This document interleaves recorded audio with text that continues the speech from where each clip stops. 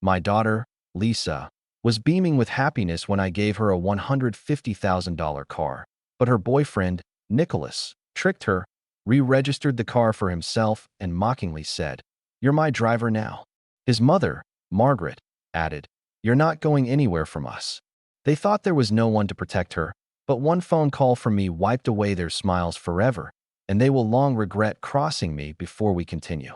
Please subscribe to the channel and let us know where you are listening in the comments. The keys felt heavier than they should have, cold and sharp in my palm. As I stood under the dealership's glaring lights, the Tesla Model S gleamed behind me, its red paint catching every reflection like a polished ruby. Lisa's laughter echoed across the showroom, bright and unguarded, as she slid into the driver's seat, her fingers brushing the steering wheel, like it was a dream she might wake from. "Dad, this is unreal," she said, her voice high with excitement. Her brown eyes sparkled, just like they did when she was 6, and I'd surprised her with a bike. I'd saved for years, for this moment sold my old truck skimped on dinners out. It was worth every penny to see her like this. The salesman hovered nearby, his smile too wide, his pen tapping the paperwork on the glass counter. I ignored him, watching Lisa test the touchscreen, her ponytail bouncing as she leaned forward. The air smelled of new leather and ambition, the kind of place that made you feel like you'd made it. I'd made it for her, but then she said it casual, like it was nothing. "Nick's going to love driving this with me. He says we'll take it on our wedding trips." My stomach tightened. Nicholas, her boyfriend of barely a year, with his slick grin and too many questions about my retirement savings. I remembered him at our last family dinner, leaning across the table, asking, "So, Gary, you must have a nice nest egg, huh?" Like it was a joke, it wasn't. I'd seen men like him before, back when I was a financial consultant, charmers who thought they could outsmart everyone. "Lisa," I said, keeping my tone light, "this car is for you, not for joyrides with Nick." I handed her the keys, forcing a smile. She took them, but her brow furrowed, a flicker of unease crossing her face. "What's that supposed to mean?" she asked, her voice sharp. Now, like I'd poked a bruise, the salesman coughed, retreating behind the counter. I stepped closer, lowering my voice. "I'm just saying, kiddo, be careful. He's been asking about my finances. That's not normal." I wanted to say more. How I didn't trust his lazy swagger, how his eyes never met mine when we talked. But I stopped. She was 21, not a child anymore. Her face flushed, and she clutched the keys so tight her knuckles. "Paul, you're doing it again. Dad, you never trust anyone I love." Her voice cracked, loud enough that a couple browsing nearby turned to stare. "Nick's not like that. He cares about me, Lisa. I'm trying to protect you." My chest tightened, the words coming out harder than I meant. "I spent $150,000 on this car for you. I don't want some guy using it or you." She froze her lips, parting like I'd slapped her. Then she tossed the keys onto the counter, the metal clattering against glass. "You don't get it. I'm not your little girl anymore." She grabbed her purse, the gift ribbon I'd tied to it, fluttering like a wounded bird. "I'm driving the car home alone, Lisa." "Wait." I reached for her, but she was already storming toward the Tesla, her heels clicking on the polished floor. The salesman handed me the paperwork, muttering something about warranties, but I barely heard him. I signed where he pointed, my hands shaking, and watched her slide into the driver's seat. The car purred to life, its tail lights glowing red. As she pulled out of the lot, the ribbon lay crumpled on the floor, a bright slash against the tiles. I took the old bus home, the suburbs blurring past. My mind stuck on Lisa's anger. The ride dragged, and by the time I stepped into the quiet of my house, evening had settled. I stood in the kitchen clutching my phone, hoping she'd call. The coffee was bitter, but I sipped it standing in the kitchen where silence pressed against my ears. I'd called Lisa 3 times since the fight at the dealership. No answer. My phone sat on the counter, its dark screen mocking me. My phone buzzed, a text from Tom, an old colleague. "Give her time, Gary, she's young." I replied, "Thanks, but time was what I didn't have." Nicholas's smug grin from that dinner flashed in my mind. His questions about my savings. I should have shut him down then. "You make everything okay." My throat tightened. I'd spent years making things okay, staying up to help her study for algebra, selling my truck to buy that damn car. And now she thought I was the enemy. I tried calling her again, pacing to the window, the street outside dark, except for a street lamp's faint glow. The phone rang and rang. then went to voicemail. "Lisa, it's me," I said, my voice rough. "I'm sorry, just call me back." I hung up my reflection, staring back from the glass. An old man with worry lines deeper than they'd been a week ago. I thought of her at 5, sobbing when she fell off her bike, her knees scraped and bloody. I'd carried her home, whispering, "You're tougher than this." She'd believed me then. But today, when I'd warned her about Nicholas, she'd looked at me like I was a stranger. Maybe I'd pushed too hard. Maybe I'd lost her for good. I sat back down, the card still in my hand, its words blurring as my eyes stung. I'd solved tougher problems than this at work. Untangling clients, finances, outsmarting corporate sharks. I could fix this. I had to. I grabbed my phone again, dialing Lisa's number 1. Last time, the rings dragged on each one a heartbeat. No answer. I didn't know where she'd gone after the dealership, but her words, "I'm driving the car home alone," echoed in my head. Maybe she'd gone to Nicholas seeking comfort or was driving aimlessly to cool off.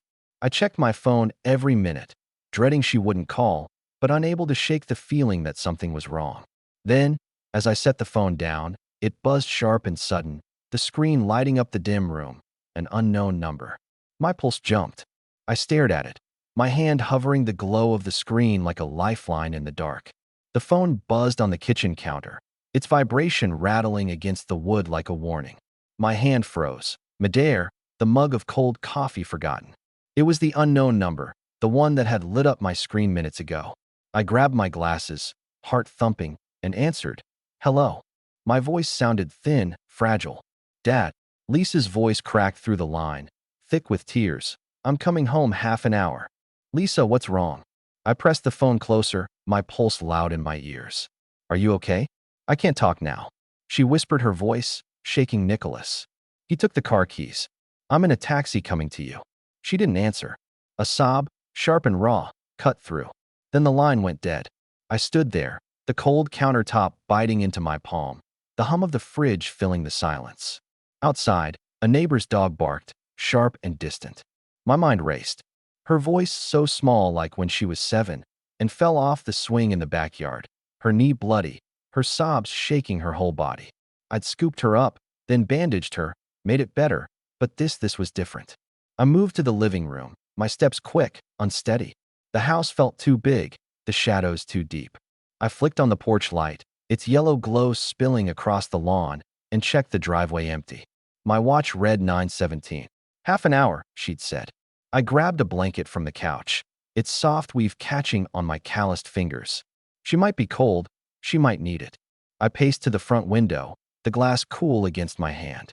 The street was quiet, just the sway of trees in the spring breeze, the faint creak of Lisa's old swing still hanging in the backyard. I pictured her at 7 laughing as I pushed her higher, her pigtails flying faster. "Dad," she'd squealed. Her sobs on the phone had sounded just like that day. Scared and lost. What had Nicholas done? His smug face flashed in my mind that dinner. His grin as he asked about my savings. Lisa, oblivious beside him. I should have stopped this. Then I checked my watch again. 9:22, my fingers tightened on the blanket. Maybe I'd pushed her too far at the dealership, calling out Nicholas like that. "You're too protective," she'd said, her eyes flashing. Had I driven her into his arms, the thought twisted like a knife. I walked to the mantel where a photo of us sat. Lisa at 16, her prom dress sparkling me, grinning beside her. My thumb traced her smile. I'd given her everything, but maybe I'd failed her anyway. A neighbor passed by their dog, tugging at its leash for a moment. I wondered if I should flag them down, ask for help. But what would I say? My daughter's crying, and I don't know why. I turned away, pacing again. The blanket draped over my arm. The clock ticked louder. Each second, a hammer. I tried calling Lisa back. No answer. The street lamp outside cast shadows that danced like my fears across the lawn. I stopped at the window again, my breath fogging the glass. What had happened? Had Nicholas hurt her? The thought made my hands clench, the blanket slipping to the floor. I'd spent years protecting her, checking under her bed for monsters, working overtime to pay for her college. I'd outsmarted bigger threats than Nicholas in my consulting days. If he'd touched her, I'd make him regret it. Headlights cut through the dark, sharp and sudden, pulling into the driveway, a taxi. My heart leapt. The door opened, and there she was, Lisa stepping out. Her face streaked with tears. Her purse clutched tight. She started toward the house. Her steps slow, unsteady. The taxi's headlights glowed behind her, a beacon in the night. And for a moment, she looked like my little girl again coming home. The taxi's headlights sliced through the April night, painting my lawn with stark white light. I stood on the porch, the blanket from the couch heavy in my arms, my heart hammering. As the car door opened, Lisa stepped out, her silhouette small against the glow. Her face streaked with tears that caught the porch light like shattered glass. Her sweater was crumpled, her purse clutched like a lifeline. I rushed down the steps, gravel crunching under my shoes, and wrapped the blanket around her trembling shoulders. "You're home," I whispered, my voice catching. She collapsed into me, her sob muffled against my chest. "I'm sorry, Dad." I fumbled for my wallet, handing the driver a crumpled 20, barely glancing at him as he nodded and pulled away. The exhaust lingered sharp in the cool air. As I guided Lisa toward the house, one arm around her. Her steps were unsteady, her breath hitching inside. The living room welcomed us with its familiar clutter, faded floral curtains, a sagging couch, the mantel clock ticking like a heartbeat. I eased her onto the couch, the blanket pooling around her, and grabbed a glass of water from the kitchen. My hands were steady, but my mind raced, replaying her sob from the phone call an hour ago. "Lisa, talk to me," I said, sitting beside her, the water glass cold against my palm. Her mascara smudged her cheeks, her eyes red and raw. She took the glass, her hands shaking, and sipped, staring at the floor. "I messed up," she said, her voice small like she was 10, again confessing to a broken vase. "After our fight, I drove to Nick's place. I needed him." She paused, swallowing hard, but he wasn't comforting. He kept asking about the car, how much it cost, how much money you have. His mom, Margaret, was there too, poking at me, saying, "You must have secret accounts." I clenched my jaw, the armrest digging into my palm. Nicholas's smirk flashed in my mind. That dinner where he'd probed about my savings, his eyes glinting like a predator's. "Go on," I said, keeping my voice. Even Lisa's fingers twisted the blanket's edge. "Nick said I should put the car in his name to protect it in case you try to take it back. I know it sounds stupid now, but he made it seem logical." Margaret kept nodding, saying it was the smart move. Her voice cracked. "I signed the papers, Dad." And then Nick laughed, pocketed the keys, and said, "You're my driver now." Margaret leaned in all smug and said, "You're not going anywhere from us." My breath caught a hot spike of anger flaring in my chest. My girl, my only girl, reduced to their pawn. I stood pacing to the mantel where a photo of Lisa at 10 grinned back, her pigtails tied with red ribbons. I'd fixed her broken toys, then sworn no one would hurt her. "Now this they mocked you?" I asked, my voice low. "Dangerous," Lisa nodded, tears spilling again. "I thought he loved me, Dad, but he just wanted the car. I feel so stupid." Her words broke, each one a dagger in my chest. I sat back down, pulling her close, her head resting on my shoulder, her perfume faint and floral, mixed with the musty warmth of the blanket. "You're not stupid," I said, stroking her hair, though my mind churned with images of Nicholas's smug face, Margaret's taunting grin. "You trusted them. That's not a crime." I wanted to say more, to vow I'd crush them, but her exhaustion stopped me.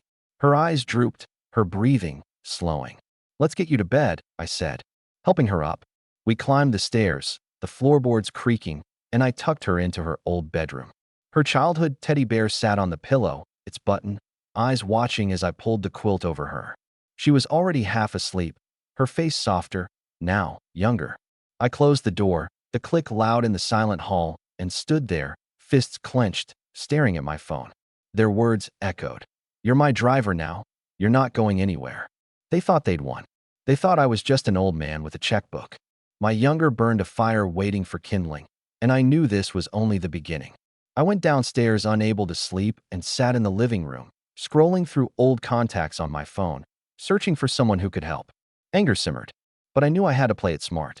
The hours dragged, and when the first rays of light slipped through the blinds, I was already in the kitchen brewing coffee, ready to start the fight. Dawn crept through the kitchen blinds, casting slatted shadows across the tile floor. I stood by the counter, the coffee maker gurgling its bitter steam, rising as I gripped a mug too tightly. Lisa's words from last night burned in my mind. Nicholas's taunt, Margaret's sneer. My eyes were gritty from a sleepless night. My shoulders knotted with a fury I hadn't felt in years. The clock read 6:15. The suburban hum of a neighbor's lawn mower faint outside. I slammed the mug down, coffee slashing over the rim, the dark stain spreading like my anger. I'd outsmarted bigger sharks than Nicholas. In my consulting days, crooked clients, shady deals. Once I'd helped a friend recover thousands from a scam, untangling bank records like a puzzle. If I could do that at 40, I could bury a punk like Nicholas at 66. But first I needed a plan. I grabbed my phone, scrolling to Ellen, a lawyer I'd known for decades, her number still in my contacts from when we'd tackled corporate fraud together. Gary Ellen's voice was crisp, even at this hour. What's wrong? I paced the kitchen, the tiles cold under my socks. My daughter's boyfriend tricked her into signing over a $150,000 car. His mother's in on it, manipulating her, mocking her. I need to know my options, Ellen. That's ugly, but if she signed willingly, it's legally. His file. A police report. First establish coercion. I'll dig into fraud angles, but it'll take time. I nodded, though she couldn't see me, and hung up my jaw tight. The precinct. I'd start there. I threw on a jacket, the wrinkles in my shirt matching the creases in my brow, and drove through Chicago's suburbs, the streets lined with blooming dogwoods and manicured lawns. The dashboard clock ticked toward noon, each minute a reminder of Lisa still asleep upstairs. Broken by their betrayal, the precinct smelled of stale coffee and disinfectant, its fluorescent lights buzzing like my nerves. I approached the counter where an officer with a coffee-stained tie scribbled on a clipboard. I need to file a complaint, I said, my voice steady, despite the heat in my chest. My daughter was coerced into signing over her car. He looked up his pen, pausing. Details. I explained Lisa's trust. Nicholas's pressure, Margaret's taunts, the re-registered Tesla. My hands gripped the counter, knuckles pale. She was manipulated, officer. That's not consent. He nodded, pulling out a form. We'll take your statement and look into it. If there's evidence of coercion, we can escalate it. File this, and we'll follow up. His pen scratched dismissive. Each word a brick wall. My voice rose, sharp but controlled. You're saying they can just steal from her and walk away unless you've got proof of fraud? Yeah. He slid a form across his eyes, already on the next person in line. I filled it out, my pen digging into the paper. The officer promised to follow up, but I knew waiting was futile. The next few days I gathered information, called old colleagues, but no word came from the precinct. Frustrated, I returned to my home office, deciding to check the joint account. I shared with Lisa. Something about Nicholas's behavior. Told me he might have gone further than I thought. But the officer's words echoed. No crime. The precinct's walls felt like they were closing in the flickering light overhead, mocking my effort I'd raised. Lisa alone worked overtime to give her everything. And now this I wasn't done, not by a long shot. Outside, the parking lot was hot, the asphalt shimmering under the spring sun. I leaned against my car, the metal warm against my back, and pulled out my phone. My contacts list glowed. Names from my old life. Bankers, lawyers, investigators.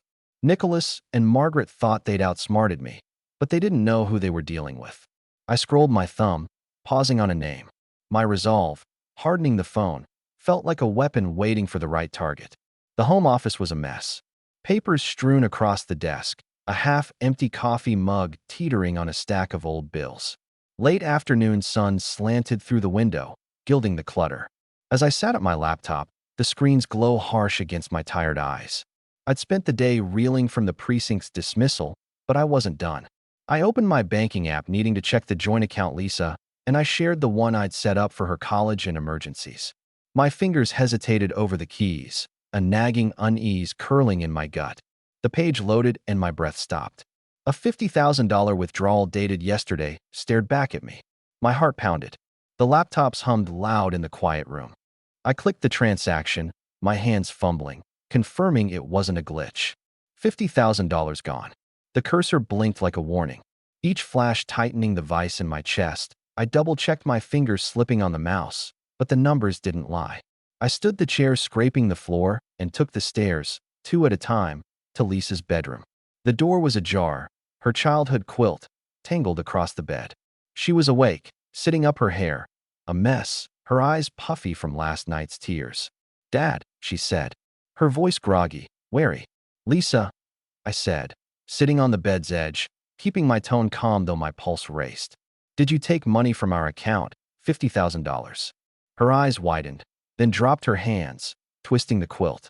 I didn't want to. She whispered, her voice breaking. Nick and Margaret. They said I owed them for letting Nick marry me, for securing our future. Margaret cried, said they were struggling and Nick promised we'd use it for us for a house someday. I leaned forward, my hands on my knees. What did they do with it? She swallowed, her gaze fixed on the floor. They booked a trip to Hawaii. Nick showed me the tickets, laughing like it was a joke, said it was a celebration for the car. Her voice cracked, guilt etching her face. I'm so sorry, Dad. I thought I was helping them. Fury surged hot and sharp. I stood pacing the small room, my hand raking through my gray hair. They didn't just steal my money. They stole her trust, her dignity. I saw her at 16, her college fund growing because I'd worked nights, skipped vacations. Now they'd taken that too, for a joyride in paradise. My anger wasn't a flame anymore. It was a blade, cold and precise. Dad, please don't hate me, Lisa said. Her voice small, her shoulders hunched. I don't hate you, I said, stopping to meet her eyes. I hate them. My words were steady, a vow. I'd make them pay, not just for the car, but for every tear, every lie.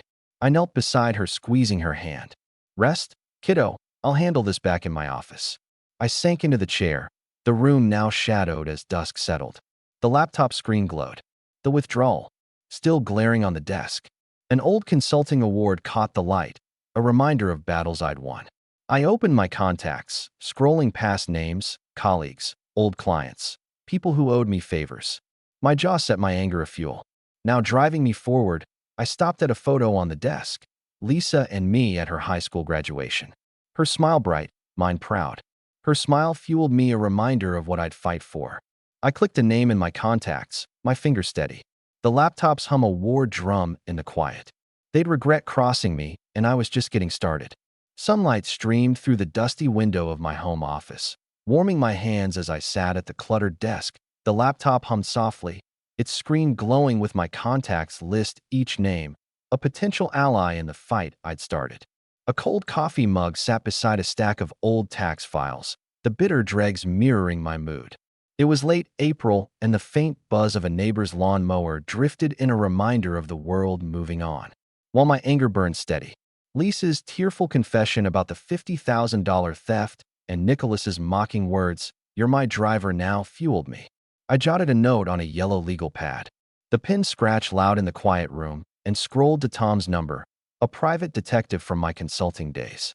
I dialed, my foot tapping a rapid rhythm on the hardwood floor. The phone rang twice before Tom's gruff voice answered. "Gary, been a while. You in trouble?"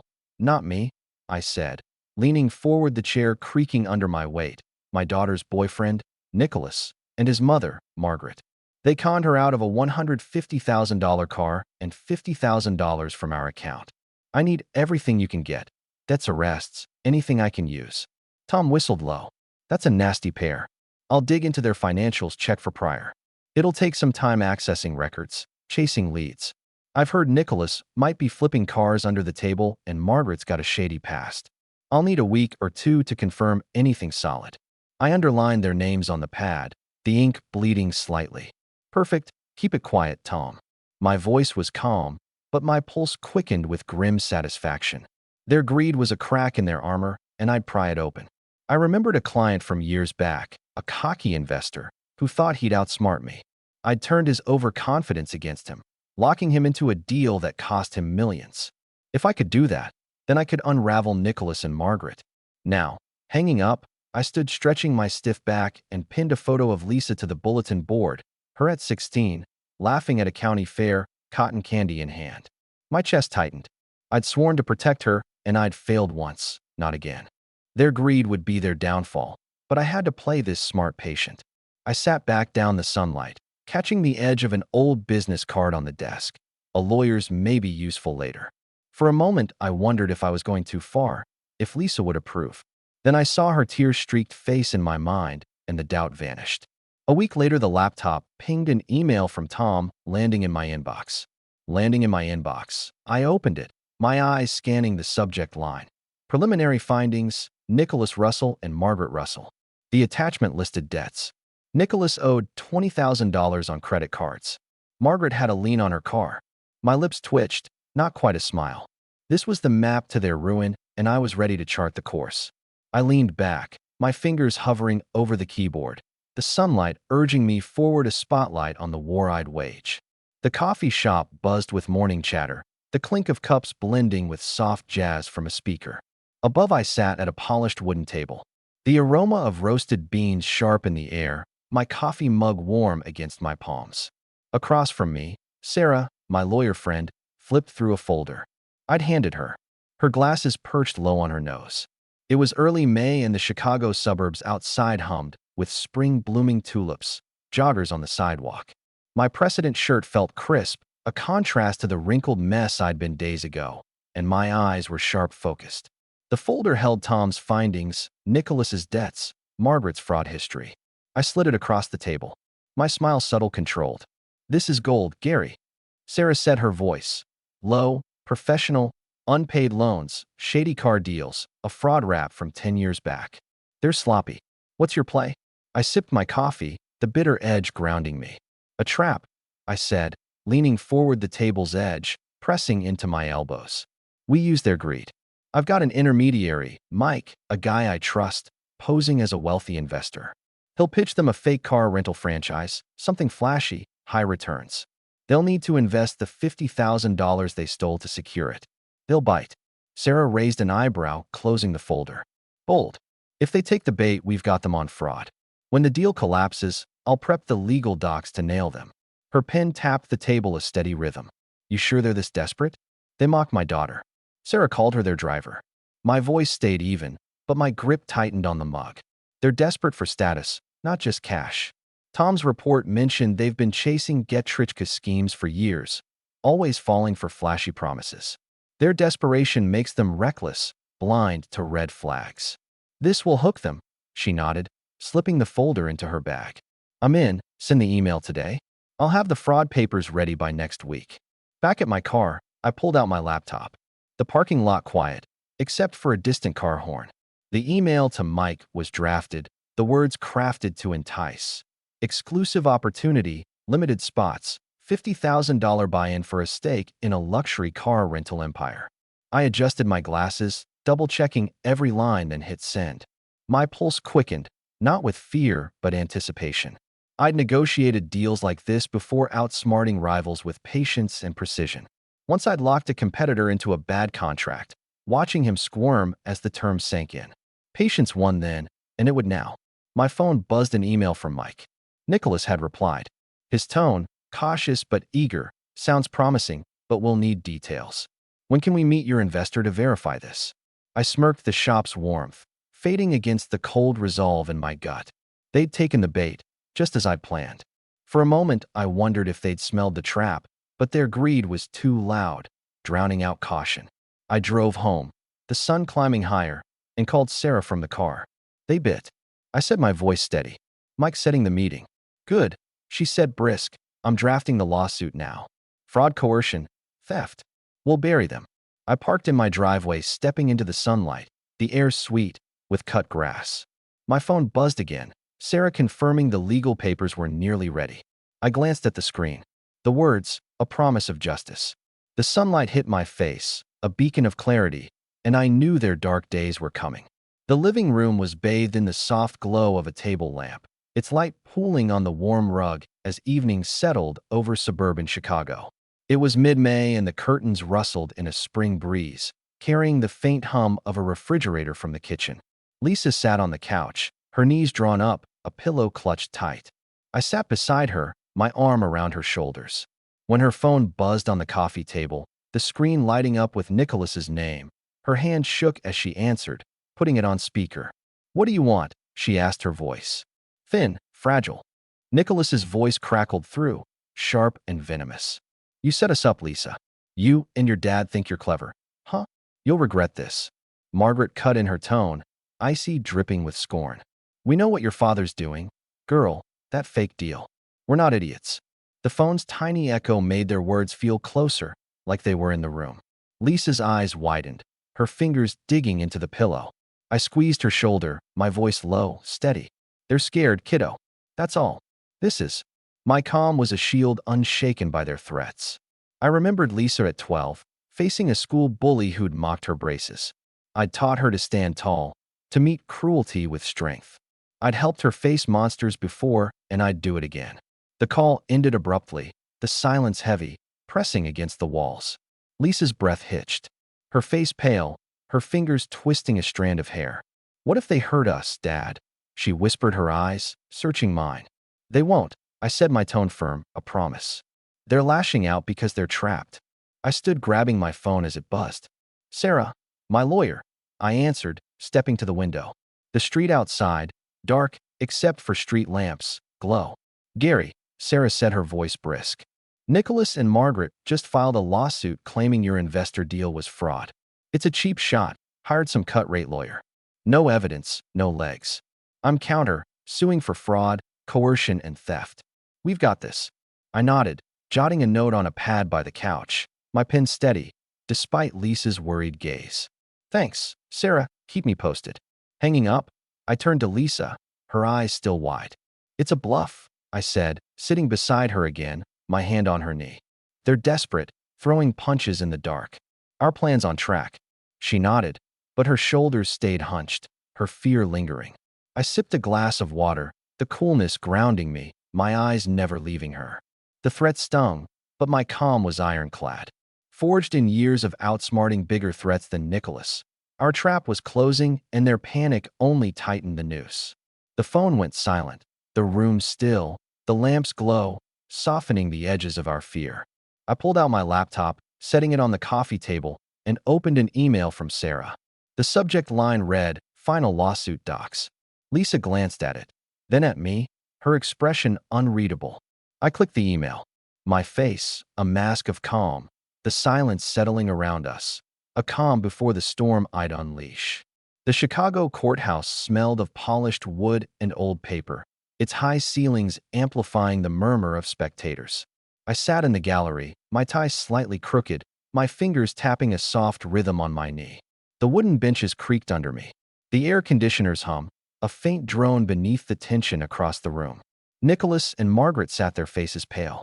Nicholas fidgeting with his sleeve, Margaret clutching her purse like a shield.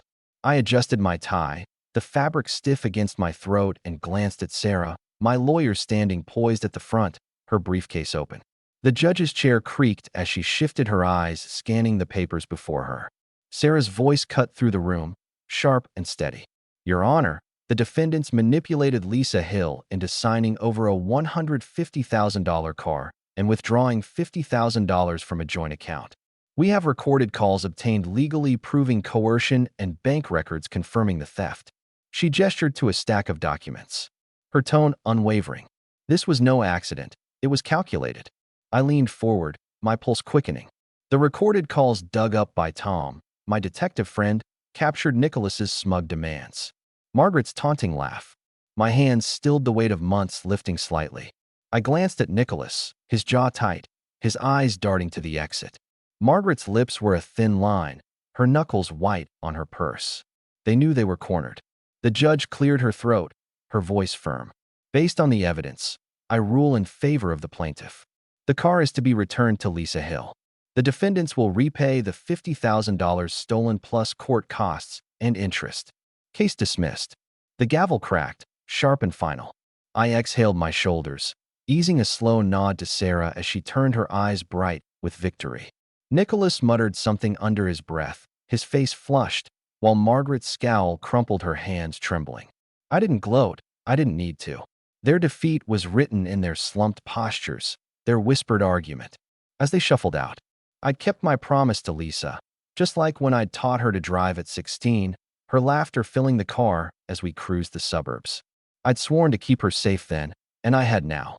Sarah joined me, her briefcase clicking shut. We did it, Gary, she said, her voice low, satisfied. They're done. I nodded, my voice steady. Thanks to you. My mind flickered to Lisa at home, unaware of this moment. I wish she'd been here, seen their faces fall, but I'd tell her soon enough. The ruling hit like a wave, washing away months of rage, though a quiet concern lingered. How would she heal from this? The courtroom emptied. the sunlight streaming through high windows catching dust motes in the air. I stood, my briefcase heavy in my hand, the leather worn but familiar. Outside, on the courthouse steps, the spring air was warm, the city alive, with honking cars and distant chatter.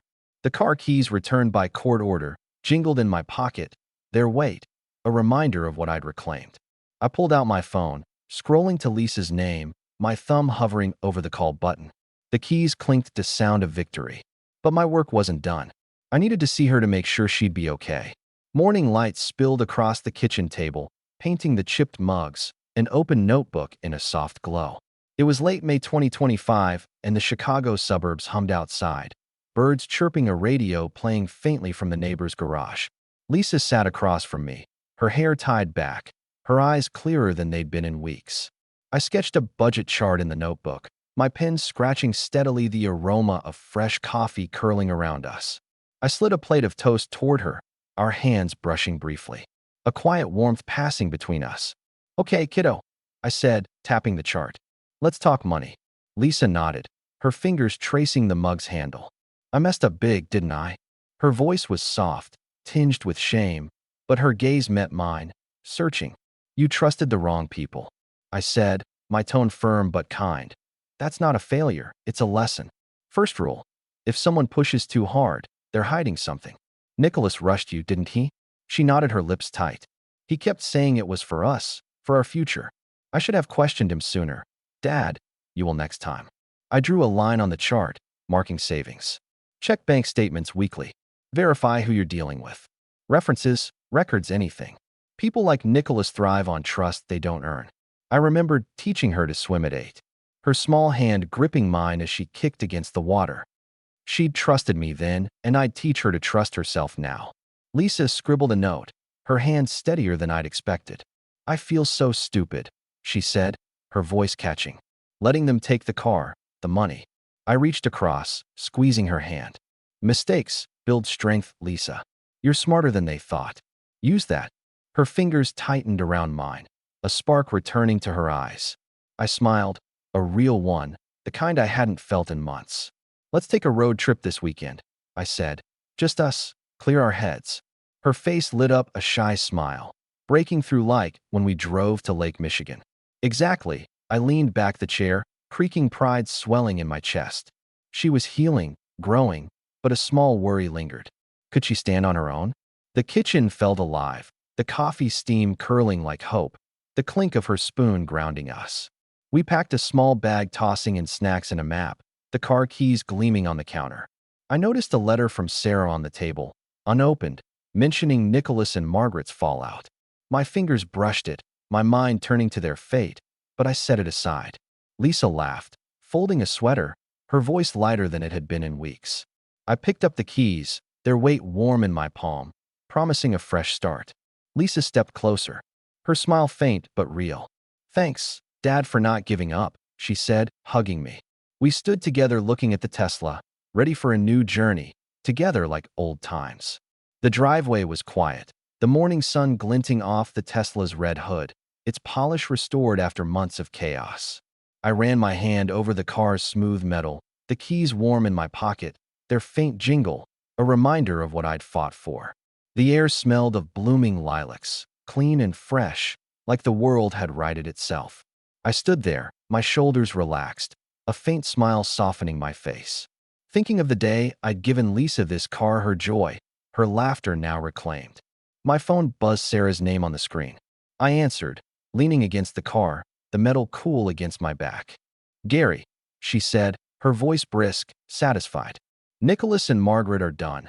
Sold their apartment to pay the $100,000.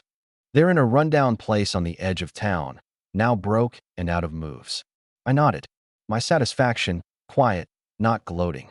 I pictured their smug faces, Nicholas's smirk, Margaret's taunt, erased by their own greed. "Thanks, Sarah," I said, my voice steady. "Couldn't have done it without you." I hung up, tucking the phone away, my mind calm.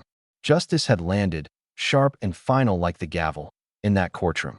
Lisa's text popped up, sent from her dorm. "Thanks, Dad. I'm ready for this." She was back at university, her confidence blooming like the spring around us.